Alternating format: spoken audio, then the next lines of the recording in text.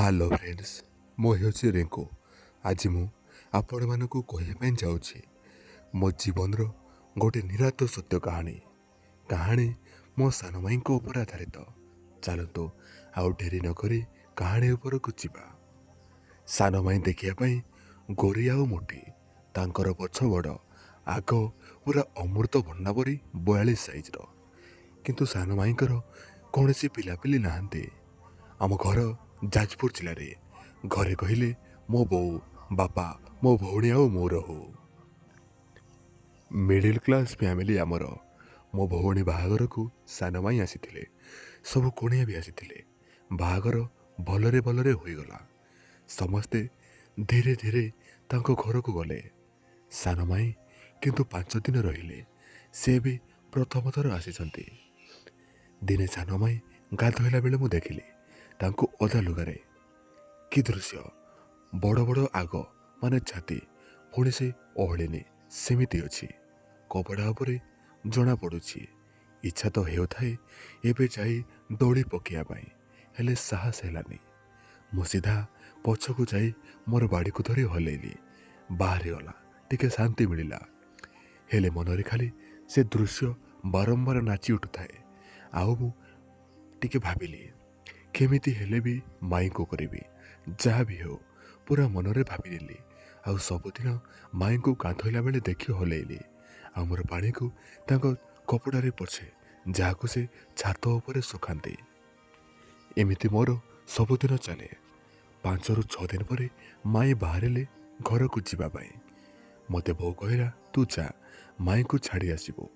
ଆଉ ମାମୁଁ ଘରକୁ ମାର୍କେଟରୁ ପରିବାପତ୍ର କ'ଣ ନେଇଯିବୁ। ମାଇଁଙ୍କ ସହିତ ଆମେ ସକାଳୁ ବାହାରିଲୁ। ମାଇଁ ଗୋଟେ ନୂଆ ଲୁଗା ପିନ୍ଧିଲେ। ତାଙ୍କର କପଡ଼ାର ସାଇଜ୍ ନଥିଲା ବୋଧେ। ସେ ଗୋଟେ ପୁରା ଟାଇଟ୍ କପଡ଼ା ପିନ୍ଧିଲେ। ତାଙ୍କୁ ଦେଖି ମୋର ବାଡ଼ି ଶକ୍ତ ହୋଇ ଫୁଲି ଉଠିଲା। ଲୁଗା ସାଇଡ଼ରୁ ତାଙ୍କର ଛାତି ପୁରା ଟାଇଟ୍ ଦେଖାଯାଉଥାଏ। ଆମ ଘରଠାରୁ 10 କିଲୋମିଟର ଦୂରରେ ବସଷ୍ଟାଣ୍ଡ। ଆମ ଏରିଆ ଏତେ ଡେଭଲପମେଣ୍ଟ ନୁହଁ। ଛୋଟ ନଦୀ ଅଛି, ବହୁତ କମ୍ ପାଣି।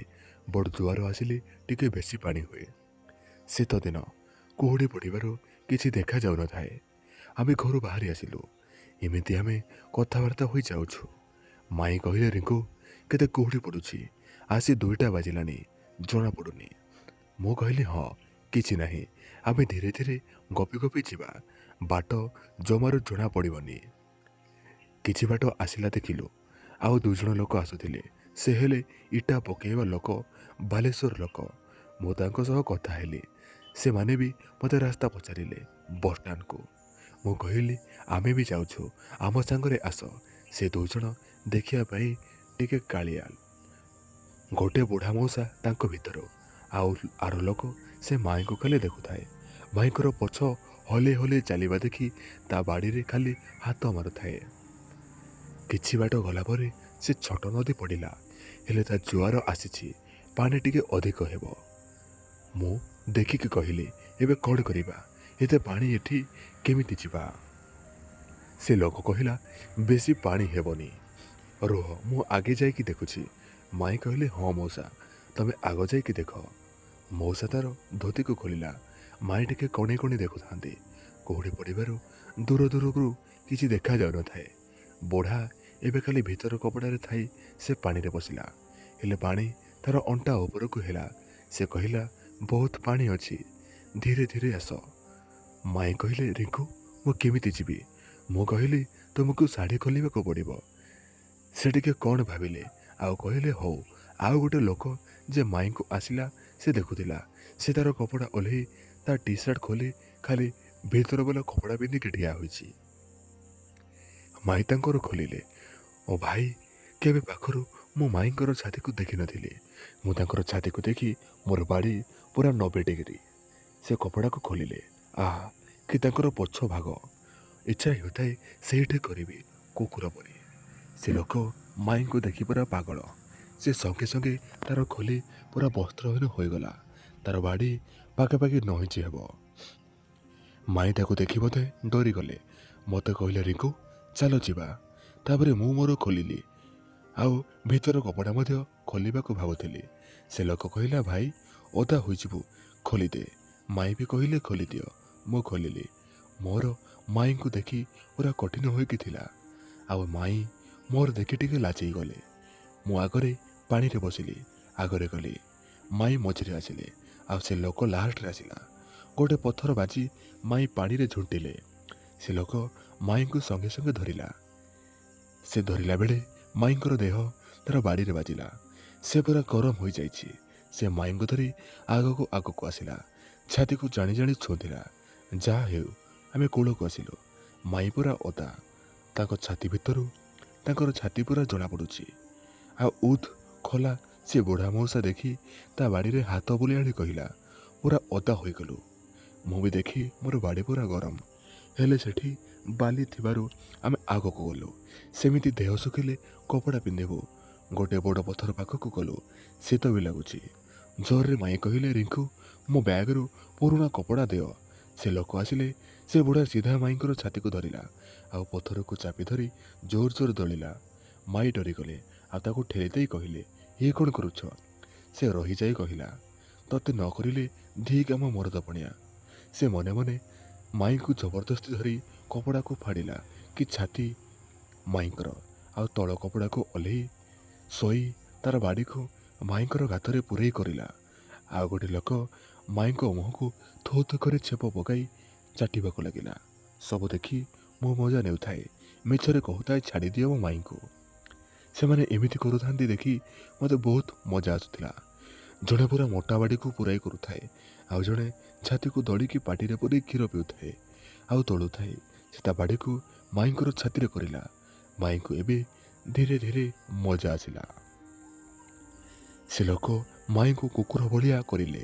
ମାଇଁଙ୍କୁ ବହୁତ କଷ୍ଟ ହେଉଥାଏ। ସେ ଖାଲି ଚିଲଉଥାନ୍ତି।